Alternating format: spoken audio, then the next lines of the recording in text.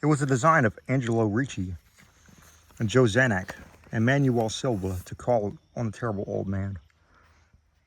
This old man dwells all alone in a very ancient house on Water Street near the sea, and is reputed to be both exceedingly rich and exceedingly feeble, which forms a situation very attractive to men of the profession of Messrs. Ricci, Zanuck, and Silva, for that profession was nothing less dignified than robbery. The inhabitants of Kingsport say that and think many things about the terrible old man, which generally keeps him safe from the attention of gentlemen like Mr. Ricci and his colleagues, despite the almost certain fact that he hides a fortune of indefinite magnitude somewhere about his musty and venerable abode.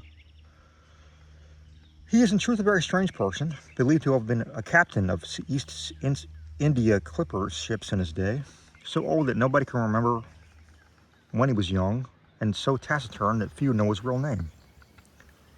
Among the gnarled trees in the front yard of the aged and neglected place, he maintains a strange collection of large stones, and oddly grouped, painted, so that they resemble the idols of some obscure Eastern temple. This collection frightens away most of the small boys who love to taunt that terrible old man about his long white beard and his hair and beard, or to break the small pane windows of his dwelling with wicked missiles. But there are other things which frighten the older and more curious folk who sometimes steal up to the house to peer into the dusty panes. These folks say that on a table in the bare room on the ground floor are many peculiar bottles, and each a small piece of lead suspended pendulum-wise from a string. And they say the terrible old man talks to these bottles, addressing them by such names as Jack, Scarface, Long Tom, Spanish Joe, Peters, and Mate Ellis, and that whenever he speaks to a bottle, the little lead pendulum within makes a certain definite vibrations as if in answer. Those who have watched the tall, lean, terrible old man in these peculiar conversations do not watch him again. But Angelo Ricci and Joe Zanuck and Manuel Silva were not of Kingsport blood.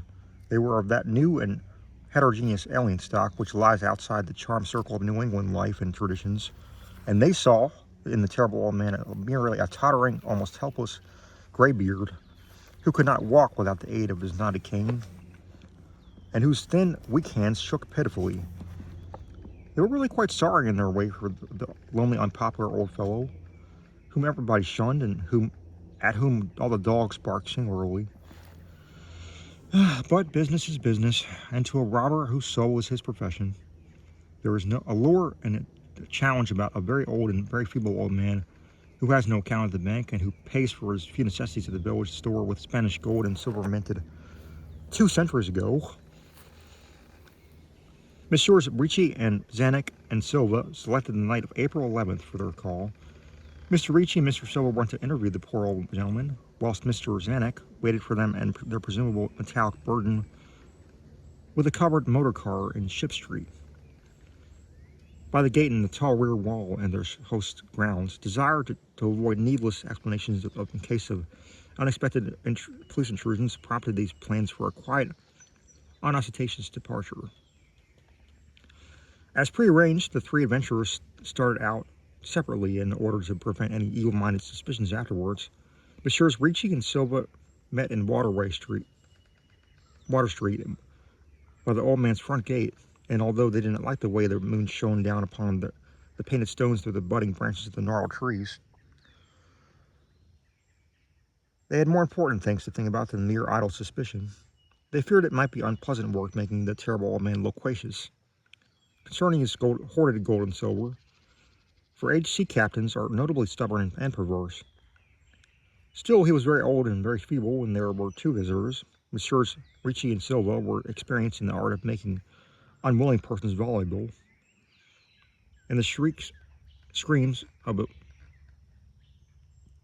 weak and exceptionally venerable old man can be easily muffled. So they moved up to one lighted window and heard the terrible old man talking childishly to his bottles with pendulums. Then they donned masks and knocked politely at the weather-stained oaken door. Waiting seemed very long to Mr. Zanuck as he fidgeted restlessly in the covered motor car by the terrible old man's back gate in Ship Street. He was more than ordinarily tender-hearted, and did not like the hideous screams he had heard in the ancient house just after the hour appointed for the deed. Had he not told his colleagues to be as gentle as possible with the pathetic old sea captain? Very nervously, he watched that narrow oaken gate and the high and ivy-clad stone wall. Frequently, he consulted his watch and wondered at the delay. Had the old man died before revealing where his treasure was hidden, and had a thorough space search become necessary? Mr. Zanuck did not like to wait so long in the dark in such a place. Then he sensed a soft tread or tapping on the wall inside the gate, heard a gentle fumbling at the latch, and saw a narrow, heavy door swing inward.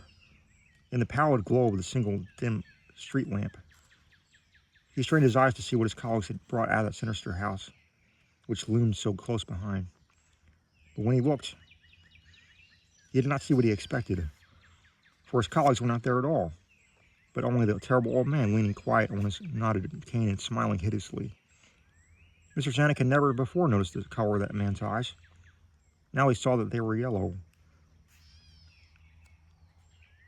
Little things had made considerable excitement in the little towns, which is the reason that Kingsport people talked all spring and summer about the three unidentifiable bodies, horribly slashed and with many cutlasses, had horribly mangled as by the tread of many cruel boot heels, which the tide washed in.